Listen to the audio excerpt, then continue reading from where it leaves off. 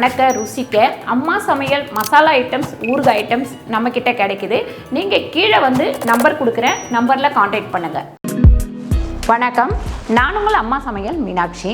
இன்றைக்கி நம்ம கிரகப்பிரவேச வீடியோ தான் பார்க்க போகிறோம். ரொம்ப ஆவலோட நீங்கள் எல்லாருமே எதிர்பார்த்துட்டு இருந்தீங்க, அம்மா பூஜை பண்ணதெல்லாம் போடுங்க அப்படின்னு சொல்லிட்டு. முன்னாள் நைட்டு என்னெல்லாம் நடந்ததுன்னு வீடியோ போட்டிருந்தோம். அந்த வீடியோ பார்த்து எல்லோரும் சந்தோஷமாக இருந்தது. உங்கள் சொந்தக்காரங்களை காமிங்க அப்படின்லாம் கேட்டிருந்தீங்க. நம்ம சொந்தக்காரங்க யாரெல்லாம் வந்திருந்தாங்க அப்படின்னு சொல்லிட்டு அடுத்த வீடியோவில் நான் உங்களுக்கு காமிக்கிறேன். இந்த வீடியோவில் பார்த்திங்கன்னா நம்ம காலையில் எழுந்திரிச்சு என்னெல்லாம் பண்ணோம் அப்படின்றத பற்றி தான் இருக்க போகுது. ஒவ்வொருத்தர் ஒவ்வொரு மாதிரி பழக்க வழக்கங்கள் இருக்கலாம். அவங்கவுங்க பழக்க வழக்கத்துக்கு ஏற்ற மாதிரி தான் அவங்கவுங்க வீடு கிரகப்பிரவேசம், பால் காய்ச்சறது, இது எல்லாமே பண்ணுவாங்க. நம்ம வீட்டு பழக்க வழக்கம் எப்படி அப்படின்னு சொல்லிட்டு நான் இந்த வீடியோவில் ஒவ்வொன்றா ஸ்டெப்பாக வந்து காமிக்கிறேன். நிறைய பேர் அந்த வீடியோவை பார்த்துட்டு கமெண்ட்லாம் பண்ணியிருந்தீங்க, அம்மா நீங்கள் வந்து ஹார்ட் ஒர்க் பண்ணுறீங்க, உங்கள் உழைப்புக்கு ஏற்ற இது கிடச்சிருக்கு, நீங்கள் வீடு கிரகப்பிரவேசம் பண்ணது நாங்கள் கட்டி பண்ண மாதிரி இருக்குது, இப்படியெல்லாம் நிறைய கமெண்ட். அந்த கமெண்ட்லாம் படிக்கும் போது என்னையும் அறியாமல் நிறைய எனக்கு வந்து கண்ணீர் வந்தது. முதல்ல நம்ம வீடு வந்து இருந்தது பெரிய வீடு தான். நம்ம ஆரம்ப ஸ்டேஜில் வீடியோ பார்த்திங்கன்னா உங்களுக்கு தெரியும், அந்த வீடு வந்து அதில் கவர் பண்ணிப்பேன். அதாவது வெறும் டேபிளில் மட்டுமே அதில் வந்து நான் சமைச்சிருப்பேன். அதில் வந்து நான் வீடு ஃபுல்லாக காமிச்சிருக்க மாட்டேன். ஆனால் கிச்சன் கிளீனிங் எல்லாம் அதில் வந்து போட்டிருப்பேன், ஃப்ரிட்ஜு கிளீனிங் போட்டிருப்பேன். அந்த வீட்டில் வச்சு போட்ட வீடியோ தான் அது எல்லாமே. ஒரு சந்தர்ப்ப சூழ்நிலையினால் அதை வந்து சேல் பண்ண வேண்டியதாக போயிடுச்சு. சேல் பண்ணிவிட்டு ஒன்றுமே இல்லாமல் ஜீரோவில் தான் நான் வந்து நின்னேன். நிறைய பேர் பார்த்திங்கன்னா என்ன சொன்னாங்கன்னு பார்த்திங்கன்னா, அந்த வீடு விற்றா கூட அவங்களுக்கு வந்து காசு பத்தாது, அவங்க எங்கேருந்து வீடு வாங்க போகிறாங்க, அவங்க எங்கேருந்து வீடு கட்ட போகிறாங்க, இப்படியெல்லாம் என் காது பட பேசுனது எல்லாமே கேட்டுட்டு ஒரே ஒரு வைராகியம் மட்டும்தான் என் மனசில் நின்றுச்சு. என்னன்னு கேட்டிங்கன்னா, வீடு கட்டணும், வீடு ஃபஸ்ட்டு கட்டணும், அப்புறம் தான் ரமேஷை கல்யாணம் பண்ணணும் அப்படின்னு. ரமேஷும் அதில் வந்து ஸ்ட்ராங்காக இருந்தாப்புல. எப்படின்னு கேட்டிங்கன்னா, இல்லைம்மா நீங்கள் வீடு கட்டுங்க, ஃபஸ்ட்டு நம்ம வீடு கட்டுவோம், அப்புறம் தான் கல்யாணம் அப்படின்ற மாதிரி ரெண்டு பேருமே நல்லா வந்து ஓட ஆரம்பித்தோம். எனக்கு பின்னாடி வந்து நிறைய பேர் சப்போர்ட்டும் பண்ணியிருந்தாங்க. அந்த மாதிரி சப்போர்ட் பண்ண எல்லாரையும் நான் அவங்களுக்கு வந்து ஒரு ஸ்டேஜில் காமிக்கிறேன். இப்போ வந்து நான் அவங்களெல்லாம் காமிக்க முடியாது. அது இல்லாமல் யாருமே வந்து எந்த சப்போர்ட்டும் இல்லாமல் மேலே வர முடியாது. இது நான் உணர்வுபூர்வமாக உணர்ந்த ஒரு செயல். ஏன்னா நம்ம அனுபவிக்கும் போது தான் அதோட வலி வேதனை, அங்கே வந்து யார் நிற்கிறா அப்படின்றது எல்லாமே நமக்கு தெரியும். அந்த மாதிரி தான். அதுக்கப்புறம் இந்த இடத்துல ஒரு விஷயத்தை உங்களுக்கு சொல்லி ஆகணும். ஃபாரின்லேருந்து ஒரு அம்மா வந்து எனக்கு கால் பண்ணாங்க ஒரு டைம், என்கிட்ட பேசணும் அப்படின்னு சொல்லிட்டு. அவங்களுக்கு அநேகமாக என்னை விட 10 வயசு கூட இருக்கும்னு நினைக்கிறேன். ஏன் நீங்கள் இப்படி ஓடிக்கிட்டே இருக்கிறீங்க, உங்களுக்கு அவ்வளோ பணம் தேவை இருக்கா அப்படின்னு சொல்லி கேட்டாங்க. இந்த வயசில் எதுக்கு இப்படி ஓடுறீங்க, அவ்வளோ பணமாக உங்களுக்கு தேவை, இல்லை பணத்து மேலே உங்களுக்கு ஆசையா அப்படின்ற மாதிரி கேட்டாங்க. உங்களுக்கு ஏதாவது உதவி வேணும்னா சொல்லுங்கள், நான் வந்து பண்ணுறேன், நீங்கள் கஷ்டப்படுறது எனக்கு ரொம்ப கஷ்டமாக இருக்குது, இப்படி ஓடிட்டே இருக்கிறது கஷ்டமாக இருக்குது அப்படின்லாம் பேசினாங்க. கண்டிப்பாக அவங்க இந்த வீடியோ பார்த்துட்ருப்பாங்க. நான் வந்து சில லட்சியத்தை தேடி தான் ஓடிட்டு இருந்தேன். இந்த விஷயத்தை நடத்தணும் முடிக்கணும் அப்படின்றதுக்காக தான் நான் வந்து ஓடிட்டே இருந்தேன். உழைக்க முடியுன்ற வரைக்கும் நம்ம கண்டிப்பாக உழைக்கலாம். ஏன்னு கேட்குறீங்கன்னா, சோம்பேறித்தனமாக இருக்கிற எல்லாருக்குமே இது வந்து ஒரு இது. நம்ம வந்து முடியல அப்படின்னு உட்கார்ந்தோம் அப்படின்னா நம்ம முடியாமல் தான் உட்காரணும்.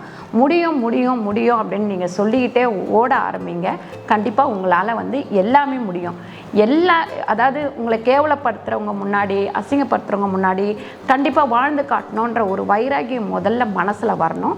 நான் அந்த வைராகியத்தை மனசில் எடுத்துக்கிட்டேன். எடுத்த தொட்டு தான் இன்றைக்கி நான் இந்த இடத்துல நிற்கிறேன். இந்த இடத்துல எதுக்கு நான் இது எல்லாமே பேசுகிறேன் அப்படின்னு சொன்னால், கண்டிப்பாக இந்த வீடியோவை பார்த்துட்ருக்கிற நீங்களாம் ஏதாவது ஒரு வகையில் பாதிச்சிருந்தீங்கன்னா, இந்த மாதிரி ஒரு வைராகியத்தை ஏற்படுத்தின்னு எந்த வகையில் நீங்கள் சாதிக்கணும்னு நினைக்கிறீங்களோ அந்த வகையில் கண்டிப்பாக நீங்கள் சாதித்து காட்டுங்க. நம்ம வந்து பேசுகிறதுனால எதுவுமே சாதிக்க முடியாமல் பேசாமல் இருந்து சாதிக்கிறது தான் பெஸ்ட்டு. எங்கள் தாத்தா எப்பவுமே எனக்கு சொல்லி கொடுப்பாரு, சத்தம் போடுறவங்க கிட்டேயும் சரி, சண்டை போடுறவங்க கிட்டேயும் சரி, துஷ்டனை கண்டா ஒரு அடி தூர அப்படின்லாம் எனக்கு சொல்லி கொடுப்பாரு. அதில் வந்து நான் எடுத்துக்கிட்டது என்னன்னு கேட்டிங்கன்னா, மௌனமாக இருந்து சாதிக்கிறது எப்படி அப்படின்றத வந்து நான் கற்றுக்கிட்டேன். கண்டிப்பாக இதை பார்த்துட்ருக்கிற நீங்களும் ஏதாவது ஒரு வகையில் பாதிச்சிருந்தீங்கன்னா, மௌனமாக இருந்து யாரெல்லாம் நம்மளை என்ன பேசுனாங்களோ அந்த இடத்துல நீங்கள் சாதிச்சு காட்டுங்க. அதுதான் ஒரு சாதனை. இப்போ நம்ம வீடியோக்கு போகலாம் வாங்க. அன்னைக்கு காலையில் பார்த்தீங்கன்னாக்கா 4:30 தான் வச்சுருந்தோம். வரலட்சுமி நோன்பு அன்னைக்கு வெள்ளிக்கிழமை அப்படின்றது எனக்கு ரொம்ப சென்டிமெண்ட்டான ஒரு நாள். என்னன்னு கேட்டிங்கனாக்கா, நம்ம சத்யநாராயணன் பிறந்ததும் வெள்ளிக்கிழமை தான், ரமேஷ் பிறந்ததும் வெள்ளிக்கிழமை தான், அதுக்கப்புறம் ஸ்ரீநிதி பிறந்ததும் வெள்ளிக்கிழமை தான், நம்ம சேனல் ஆரம்பித்ததும் வெள்ளிக்கிழமை தான். அதனால் நம்ம வெள்ளிக்கிழமை தான் வீட்டுக்கு வரணும் அப்படின்னு சொல்லிட்டு எதிர்பார்த்துட்டு இருந்தேன். அது வந்து கடவுள் புண்ணியத்தில் அந்த நாள் வந்து நமக்கு நல்லா அமைஞ்சிச்சு. காலையில் பார்த்திங்கன்னா 4:30 தான் அன்றைக்கி வந்து நம்ம கிரகப்பிரவேசம் வச்சுருந்தோம். முதல்ல எடுத்த உடனே 3:45 ஐயர் வந்துட்டார். ஐயர் வந்தவுடனே அவர் நீங்கள் போய் பசுமாடு கூட்டுவாங்க அப்படின்ட்டாரு. நானும் வந்து பசுமாடு கூப்பிட்றதுக்காக இங்கேருந்து பார்த்திங்கன்னா ஃபஸ்ட்டு ஒரு தட்டில் வந்து உப்பு, அதுக்கப்புறம் பார்த்திங்கன்னா பச்சரிசி, அதுக்கப்புறம் மஞ்சள், முழு மஞ்சள், அதாவது வெர்லி மஞ்சள் அப்படிம்பாங்க, வெர்லி மஞ்சள், அதுக்கப்புறம் பார்த்திங்கன்னா புளி, தண்ணி, இதை 5 பொருள் எடுத்துக்கிட்டு, அப்புறம் சாமி படம் பார்த்திங்கன்னா நம்ம வரலட்சுமி வீட்டுக்குள்ளே வர மாதிரி ஒரு லக்ஷ்மி படம் வாங்கி வச்சுருந்தேன். அது தவிர நான் வந்து விநாயகர் வந்து குட்டி சிலை, நான் ஆல்ரெடி வந்து சொல்லியிருப்பேன். அந்த சிலையை பார்த்திங்கன்னா நான் திருப்பதி போயிருந்தப்போ அங்கே வந்து நம்ம சப்ஸ்கிரைபர் வாங்கி கொடுத்தாங்க. அது மிகப்பெரிய ஒரு கிஃப்ட் அப்படின்றதுனால அந்த பிள்ளையார் தான் நான் எடுத்துகிட்டு போனேன் கோயிலுக்கு. பக்கத்துலேயே ஒரு சிவன் கோயில் இருக்குது. அந்த சிவன் கோயிலுக்கு எல்லாரும் கும்பலாக போனோம்.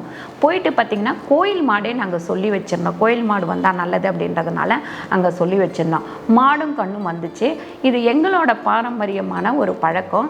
உங்களோட பழக்கங்கள் எப்படியோ அந்த முறையில் நீங்கள் செய்யலாம். நான் வந்து கோயிலுக்கு போயிட்டு சாமி குடிச்சேன். முதல் பிள்ளையார்கிட்ட வச்சுட்டு அங்கே விளக்கேற்றி ஒரு பாத்திரத்தில் வந்து உள்ளே வச்சுக்கிட்டேன். ஏன்னா நம்ம அங்கேருந்து வீட்டுக்கு எடுத்துகிட்டு வர வரைக்கும் அந்த விளக்கு அணையாமல் எடுத்துகிட்டு வரணும் அப்படின்றதுனால நான் வந்து தேங்காய் உடைச்சி கற்பூரம் ஏற்றிட்டு அதுக்கப்புறம் அந்த உள்ளே வச்சு ஒரு குண்டானுக்குள்ளே விளக்க வச்சு பொறுமையாக நடந்து வந்தோம். வீட்டுக்கு வந்துட்டு இங்கே வந்து வச்சுட்டு பசுக்கு வந்து பூஜை பண்ண சொன்னார் ஐயரே. பூஜை பண்ணிகிட்டு இருக்கும்போது பார்த்திங்கன்னா அதோட வாலில் தான் லக்ஷ்மி இருக்காப்ல அப்படின்னு எல்லாமே சொல்லுவாங்க. நம்ம எப்பவுமே எதுக்கு பசுமாட்டை வந்து பின்னாடி தொட்டு கும்பிட்றோம் அப்படின்றதுக்கு அவர் வந்து அர்த்தம் எல்லாமே, அதோட ரீசன் எல்லாமே சொன்னார். சொல்லி முடித்து அங்கே பூஜையை முடிச்சுட்டு அப்புறம் பசுக்கு வந்து தீபார்த்தனை காமிச்சிட்டு முதல்ல பசுவை வீட்டுக்குள்ளே கூட்டிகிட்டு வந்தோம். கூட்டிகிட்டு வந்துட்டு ஒரு ரவுண்டு வந்து அதை வெளியே கூப்பிட்டு போனதுக்கப்புறம் மறுபடியும் நம்ம படி பூஜை பண்ணணும் அப்படின்னாரு. படி பூஜை பண்ணும்போது, அதாவது வாசலுக்குள்ளே நுழையும் போது முதல் வாசப்படி தான். நமக்கு எப்பவுமே வாசப்படி அப்படிங்கிறது ரொம்ப முக்கியமான ஒரு விஷயம். அதனால் அதுக்கு வந்து மஞ்சள், குங்குமம் எல்லாம் வச்சு பூ போட்டு தீபார்த்தனை காமிச்சிட்ருக்குறோம். நம்ம படி பூஜை முடித்த உடனே பார்த்திங்கன்னா ஐயர் வந்து நம்மக்கிட்ட விளக்கு கொடுத்தாரு. விளக்கு கொடுத்து முதல் வந்து நம்ம வலது காலை எடுத்து வச்சு உள்ளே போனோம் அப்படின்னு சொன்னார். அப்பா வந்து சாமி படத்தை எடுத்துக்கிட்டாரு. நான் விளக்கு எடுத்துக்கிட்டேன். அப்படியே நாங்கள் 4 பேரும் வலது காலை எடுத்து வச்சு உள்ளே வந்தோம். பாப்பா பார்த்திங்கன்னா அன்றைக்கி நைட்டு ஃபுல்லாக தூங்கவே இல்லை. தூங்காமலே இருந்து அந்த பூஜையிலையும் அழகாக உட்காந்தா. சில குழந்தைங்க வந்து ரொம்ப டயர்டாகிடுவாங்க. ஆனால் இவள் பூஜை முடிக்கிற வரைக்கும் டயர்டாகாமல் கூடவே இருந்தாள். அதுக்கப்புறம் பார்த்திங்கன்னா வந்து மனையில் உட்காந்து அவர் வந்து கலசம் எல்லாமே ரெடி பண்ணி வச்சுட்டாரு. நாங்கள் கோயில் போயிட்டு வர வேலைக்கு கலசம் எல்லாமே ரெடி பண்ணி வச்சுட்டாரு. வச்சதுக்கப்புறம் நாங்கள் மனையில் உட்காந்தோடனே பூஜையை ஆரம்பிச்சிட்டோம். ஆரம்பித்த கொஞ்ச நேரத்துலேயே பாப்பா வந்து போர் அடிக்குது அப்படின்ட்டா. போர் அடிக்குதுன்னு சொன்ன உடனே பசங்கள்லாம் சிரிக்க ஆரம்பிச்சிட்டாங்க. சிரிக்க ஆரம்பித்த உடனே அவனுங்க எல்லாரையும் அவள் பக்கத்தில் பாப்பா பக்கத்தில் வந்து நில்லுங்க அப்படின்னு சொல்லிட்டு எல்லாரையும் பக்கத்துலேயே நிற்க வச்சுட்டோம். உள்ளே வந்தவுடனே ஃபஸ்ட்டு நாங்கள் விளக்கேற்றி முடிச்சிட்டோம். விளக்கேற்றி முடித்த உடனே தான் பூஜையை நம்ம ஆரம்பித்தோம். அதுக்கப்புறம் பார்த்திங்கன்னா ஃபஸ்ட்டு வந்து கணபதி பூஜை பண்ணார். அதுக்கு அடுத்து பார்த்திங்கன்னா குலதெய்வ பூஜை பண்ணார். அதுக்கடுத்து லக்ஷ்மி பூஜை, அதுக்கப்புறம் பார்த்திங்கன்னா வாஸ்து பூஜை. இந்த மாதிரி ஒவ்வொன்றா ஸ்டெப்பாக பண்ணி கடைசியில் வந்து பார்த்திங்கன்னா நவகிரக பூஜை. இந்த மாதிரி எல்லாத்தையுமே பொறுமையாக அவர் எங்களுக்கு ஒவ்வொன்றுத்துக்கும் விளக்கம் சொல்லி சூப்பராக நமக்கு அந்த பூஜையை முடிச்சு கொடுத்தாரு. மனசுக்கு வந்து ரொம்ப நிறைவாக இருந்தது. பாப்பா பார்த்திங்கன்னா பூ போட சொன்னால் ஐயர் மேலெல்லாம் பூ போட்டு ஒரே காமெடியெல்லாம் பண்ணிகிட்டு இருந்தா நல்லா. ஆனால் பொறுமையாக நிதானமாக அவர் சொல்ல கேட்டு பண்ணிகிட்டே இருந்தால். இப்போ நம்ம பெரியவங்க பண்ணுறது வேறு விஷயம். சின்ன குழந்தை பக்கத்தில் உட்காந்து இவ்வளோ பொறுமையாக பண்ணுறா அப்படின்னும் போது அது ரொம்ப பெரிய விஷயம் இல்லைங்களா. அதுக்கப்புறம் ரமேஷை வந்து சாமி கும்பிட்றான்னா வரவங்களையே கும்பிட்டு காமெடி பண்ணிகிட்டு இருந்தான். அவனுமே அந்த மூமெண்ட்ஸ் எல்லாமே ஒரு தெய்வத்தோட இதுவோடவும் ஆட்கள் வர ஒரு சந்தோஷத்தோடவும் சூப்பராக நமக்கு போயிட்டே இருந்தது. அதுக்கப்புறம் முதல் வந்து பார்த்திங்கன்னா நமக்கு விநாயகர் அவர் பிடிச்சதே வந்து பார்த்திங்கன்னா மஞ்சளில் விநாயகர் பிடிச்சி வச்சார். அதுக்கப்புறம் அந்த விநாயகர் சிலையை வச்சு தான் நான் பூஜையே பண்ணேன். ஏன்னா அந்த விநாயகர் சிலை எனக்கு அவ்வளோ அதுவும் திருப்பதியில் போய் கிடச்சிருக்குன்னா அது ஒரு விசேஷம் தானே. அதனால் அதை தான் நான் முதல் வச்சு பூஜையே பண்ணேன். பூஜை பண்ணி விளக்குக்கு எல்லாத்துக்குமே பூஜை பண்ணி முடிச்சிட்டோம். அதுக்கப்புறம் கடைசியாக நிறைவு பெறுற நேரம் பார்த்திங்கன்னா நம்ம அந்த கலசத்துக்கு எல்லாத்துக்குமே பூ வந்து சுற்றி வந்து 4 பேருமே சுற்றி வந்து பூவெல்லாம் போட சொன்னாங்க.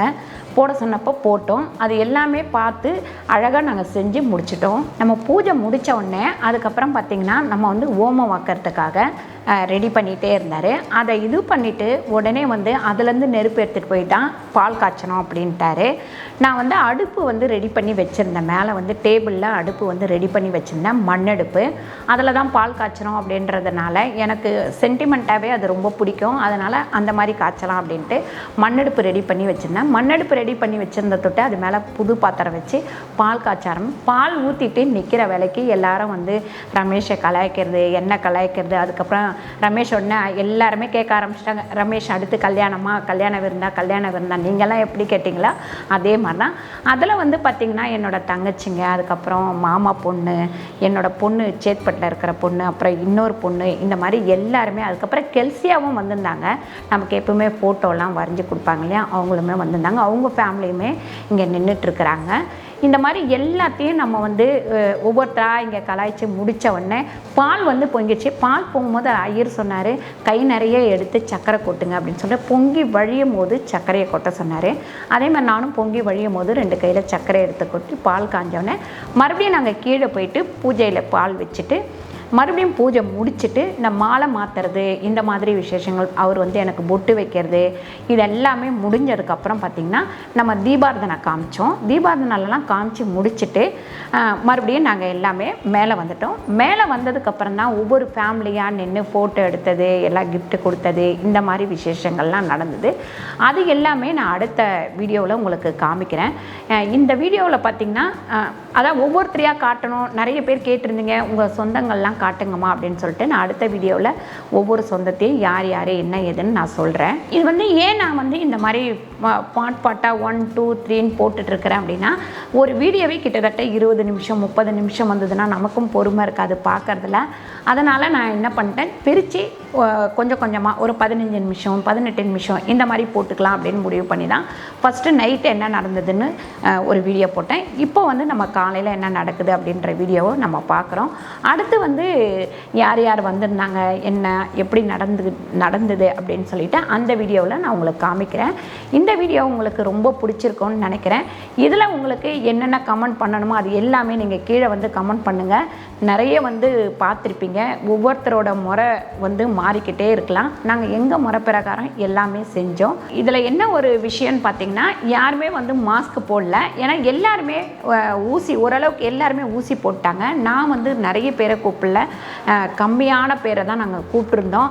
அதனால் வந்து மாஸ்கே போடாமல் உலாத்திக்கிட்டே இருந்தாங்க. எல்லாம் நாங்கள் ஊசி போட்டுட்டோன்னு மாஸ்க் போடுங்க அப்படின்னு சொன்னால் பசங்கள்லாம் வந்து எங்களோட அழகெல்லாம் தெரியாது, வீடியோ எடுக்கிறாங்க, கேமரா எடுக்கிறாங்க, ஃபோட்டோ எடுக்கிறாங்க அப்படின்னு சொல்லிட்டு வேணாம் அப்படின்ட்டாங்க.